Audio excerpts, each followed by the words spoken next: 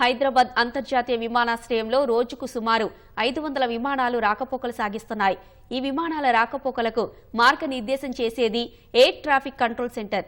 ప్రపంచంలో మానసిక ఒత్తిడి ఎక్కువగా ఉండే ఉద్యోగాల్లో ఎయిర్ ట్రాఫిక్ కంట్రోలర్ ఒకటి. ఏటీసీలో మహిళలు కూడా అధిక సంఖ్యలో విధులు నిర్వర్తిస్తున్నారు. ఇంత ఒత్తిడి ఉంటే ఉద్యోగాల్లో మహిళలు ఎలా పనిచేస్తున్నారు, సవాళ్లను ఎలా అధిగమిస్తున్నారనే అంశంపై మహిళా దినోత్సవం సందర్భంగా ప్రత్యేక కథనం. ఉమెన్స్ డే మహిళా దినోత్సవం సందర్భంగా ప్రత్యేకంగా హైదరాబాద్ శంషాబాద్ ఎయిర్పోర్ట్లో ఉన్నటువంటి ఏటీసీ ఎయిర్ ట్రాఫిక్ కంట్రోల్లో పనిచేస్తున్నటువంటి మహిళలతో మనం ఇప్పుడు మాట్లాడదాం. వాళ్ళు ఎట్లా ఫీల్ అవుతున్నారు, ఏం చేస్తున్నారు అనే విషయాలు తెలుస్తున్నాం. మనం ఇప్పుడు ఏటీసీ శంషాబాద్లో ఉన్నటువంటి ఏటీసీ సెంటర్లో ఉన్నాం. ఎయిర్ ట్రాఫిక్ కంట్రోల్ సెంటర్ ఇది.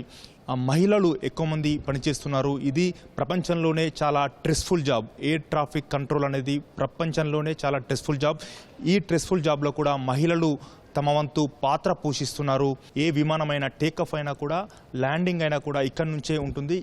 మనం చూస్తున్నటువంటి ఈ రన్వే నుంచే అదంతా కూడా జరుగుతూ ఉంటుంది. టేకఫ్ అయినా కూడా అండ్ ల్యాండింగ్ అయినా వీళ్ళు ఏటీసీ సెంటర్ నుంచి పైలట్కు అందించే సమాచారాన్ని బట్టి వాళ్ళు ల్యాండింగ్ కానీ టేకఫ్ కానీ ఇక్కడి నుంచే ఉంటుంది, ఇక్కడి నుంచే చేస్తూ ఉంటారు. మేడం చెప్పండి, ఎట్లా ఫీల్ అవుతున్నారు మేడం? అంటే ఈ ఒకటి ఏటీసీలో పనిచేయడం మీరు ఎట్లా ఫీల్ అవుతున్నారు? సార్ నేను చాలా ప్రౌడ్గా హ్యాపీగా ఫీల్ అవుతున్నాను సార్. ఇది చాలా స్ట్రెస్ఫుల్ జాబ్ అంటారు, బట్ నేను వచ్చాను ఇక్కడికి చూసిన దాన్ని బట్టి ఐ యామ్ ఈ ఫీలింగ్ చాలా హ్యాపీ సార్. చాలా ప్రౌడ్గా ఫీల్ అవుతుంది సార్. ఎన్ని రోజులు అవుతుందండి మీరు ఇక్కడ జాబ్ చేయబట్టి? ఎన్ని రోజులు అవుతుంది? మీరు ఎట్లా ఏం వర్క్ చేసుకుంటారు, ఇక్కడ ఏం చేస్తున్నారు ఇప్పుడు ప్రజెంట్? సార్ నేను రీసెంట్గానే న్యూ రిక్రూట్మెంట్లో జాయిన్ అయ్యాను సార్. నేను 1.5 month అవుతుంది సార్ ఇక్కడ జాయిన్ అయ్యి. నేను ఇక్కడ ప్రస్తుతానికైతే ఇంకా ట్రైనింగ్ అవ్వలేదు కాబట్టి పార్కింగ్ బేస్ ఇంకా ఆఫీస్ వర్క్ చేస్తున్నాను సార్. మరికొందరున్నారు మహిళలు. మేడం మీరు చెప్పండి, మీరు ఎట్లా ఫీల్ అవుతున్నారు? అంటే ఈ జాబ్ చేయడం, ఈ ఏటీసీగా చేయడం ఎట్లా ఫీల్ అవుతుంది? రెస్పాన్సిబుల్ జాబ్ కాబట్టి చాలా ప్రౌడ్గానే ఫీల్ అవుతాము. And yes, responsibility and accountability మా మీద చాలా ఎక్కువ ఉంటుంది. ఇంటి దగ్గర కుటుంబం ఒక బాధ్యత కూడా నిర్వహించాల్సి ఉంటుంది. సో ఇక్కడికి వచ్చి ఇట్లాంటి బాధ్యత కూడా ఒక స్ట్రెస్ఫుల్ జాబ్ కూడా చేస్తున్నారు. సో ఇట్లా ఆ రెండు ఎట్లా బ్యాలెన్స్ చేస్తుంటారు? బ్యాలెన్స్ అయితే చేసుకోవాలి, బికాస్ బేసిక్గా షిఫ్ట్ డ్యూటీస్ అయితే 6 hours ఉంటాయి. సో ఆ 6 hoursలో ఈ జాబ్ చేసుకొని దెన్ వీ హ్యాండిల్ ఇంట్లో కూడా అన్నీ చూసుకోవాలి. 2 ఉంటాయి.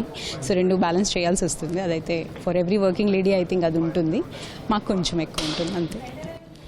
అంటే మీరు ఇక్కడ చూసినటువంటి ప్రధానమైన వెదర్ కండిషన్ కానీ అట్లా ఉన్నప్పుడు విజిబిలిటీ కానీ సరిగా ఉండనప్పుడు చాలా ఇబ్బందికరమైన పరిస్థితుల్లో ఇక్కడ ల్యాండింగ్ చేసిన ఏమైనా ఉన్నాయా? మీ అనుభవాలు ఏం చెప్తారు?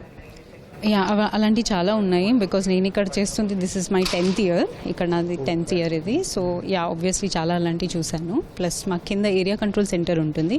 అక్కడ నెంబర్ ఆఫ్ ఎయిర్క్రాఫ్ట్స్ ఇంకా ఎక్కువ ఉంటాయి కాబట్టి ఆబ్వియస్లీ అక్కడ ఇంకా ఎక్కువ స్ట్రెస్ ఉంటుంది. ఫ్లైట్ ఏదైతే ప్యాసింజర్స్ని ఎక్కించుకొని ఒకసారి మూవ్ అయిన తర్వాత, అంటే ఇంజన్ ఎప్పుడైతే స్టార్ట్ అవుతుందో, ఇంజన్ స్టార్ట్ అయినప్పటి నుంచి మళ్ళీ ఎక్కడైతే డెస్టినేషన్కి వెళ్ళి ఇంజన్ ఆఫ్ అయ్యే వరకు కన్సర్న్ ఏటీసీ ఎక్కడైతే ఆ అనుసంధానం ఉన్న ఏటీసీ దగ్గర దిగేంత వరకు కూడా ఏటీసీ కంట్రోల్లోనే ఉంటుంది. అక్కడ మళ్ళీ ప్యాసింజర్స్ అక్కడ ఇంజన్ ఆఫ్ చేసే వరకు ఎవ్రీథింగ్ మొత్తం కూడా ఏటీసీ కంట్రోల్లోనే ఉంటుంది. ఇక్కడ మరికొందరు ఉన్నారు, వాళ్ళతో మాట్లాడదాం. హాయ్ మేడం, మీరు ఎట్లా ఫీల్ అవుతున్నారు? అంటే ఈ ఎయిర్క్రాఫ్ట్ ఏటీసీలో వర్క్ చేయడం ఎట్లా ఫీల్ అవుతున్నారు? సార్ చాలా బాగుంటుంది job. Stressful but it is very exciting also. నాకు ఇక్కడ వర్క్ చేస్తూ 7 years అవుతుంది. 2 ratings ఉన్నాయి. అండ్ ఇంట్రెస్టింగ్గా ఉంటుంది జాబ్. చాలా పైలట్స్ని చాలా ఎయిర్క్రాఫ్ట్ని కంట్రోల్ చేస్తూ ఉంటాం.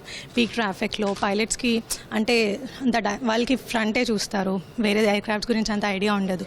మేము వాళ్ళకి ట్రాఫిక్ ఇస్తూ వాళ్ళకి సెపరేట్ చేస్తూ అంటే we make sure that they are safe. మేము చెప్తూనే బట్టి వాళ్ళు ఫ్లై చేస్తూ ఉంటారు.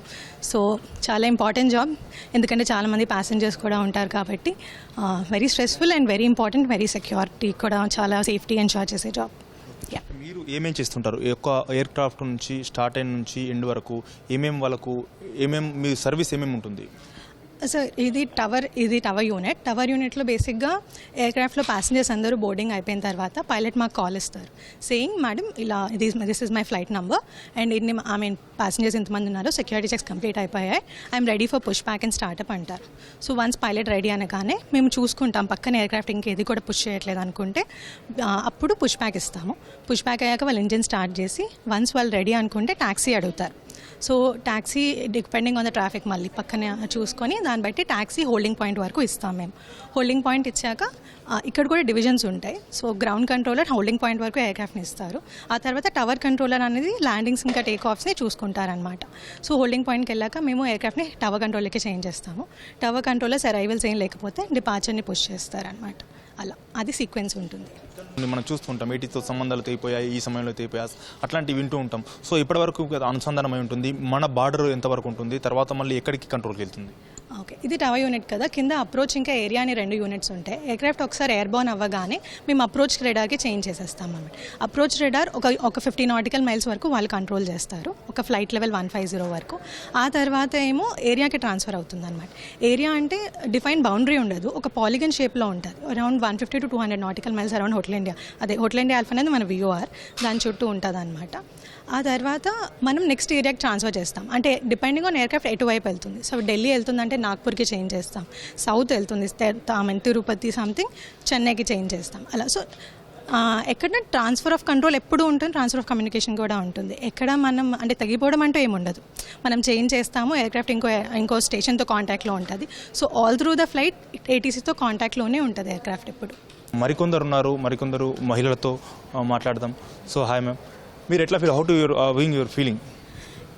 Sir, I am feeling very excited that you all came because many of the people don't know what is ATC. So through your channel, they would be knowing that what is ATC, what is the kind of job they are doing. So, very happy and very thankful to all of you. Posted here, this is my first posting. I came to know through this job through the advertisements, and when I came to airport first time, then I have seen this tower, so I feel very fascinated about the job and all the kind of work, culture, the uniqueness of the job. So I was very fascinated, and that is why I wanted to do this job and wanted to write the exams, and I somehow passed for the exams, and very happy for the job and proud to be an ATCO. చూశారుగా, ఇది హైదరాబాద్లో ఉన్నటువంటి ATC Shamshabad ఎయిర్పోర్ట్లో ఉన్నటువంటి air traffic కంట్రోల్లో విమానాలను control చేస్తున్నటువంటి మహిళలు కూడా ఇక్కడ చాలామంది ఉద్యోగాలు చేస్తున్నారు. వాళ్ళంతా కూడా తమ స్ట్రెస్ఫుల్ జాబ్ అయినా చాలా హ్యాపీగా వర్క్ చేస్తున్నాం, చాలా ఎగ్జైటింగ్గా ఈ జాబ్ చేస్తున్నామని కూడా మహిళలు చెప్తున్నారు. పర్సన్ రమేష్తో కార్తిక్, టీవీ న్యూస్, హైదరాబాద్. పరోక్షంగా ఉద్యోగాలు లభిస్తాయని అధికారులు తెలిపారు.